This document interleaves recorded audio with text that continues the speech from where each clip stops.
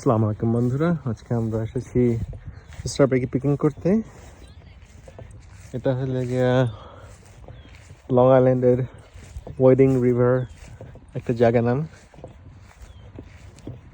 এখানে আমরা প্রতি বছরই আসি স্ট্রবেরি পিকিং করতে। পাশে যেগুলো দেখতে পাচ্ছেন এগুলো হচ্ছে পিচ ট্রি। সেখানে পিচ পাওয়া যায় হলুদ রঙের বা সাদা রঙের গুলা। সাদা রঙের গুলো অ্যাকচুয়ালি খাইতে কিন্তু বেশ মজার।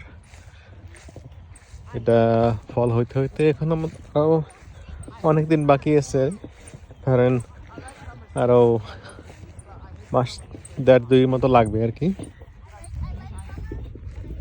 তখন আবার আসবো এখানে। আর আজকে এসেছি স্ট্রবেরি পিকিং করতে।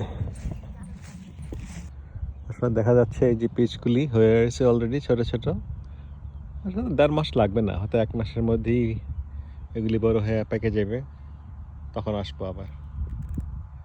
এখানে আসার আগে কল করতে হয় আর কি।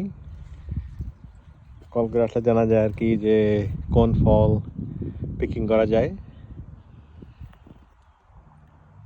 আমরা সেই হিসেবেই আসি আর কি। এই যে দেখেন কি সুন্দর স্ট্রবেরি হয়ে রয়েছে। সাইজে খুব একটা বড় না, বাট খাইতে বেশ মিষ্টির আর কি।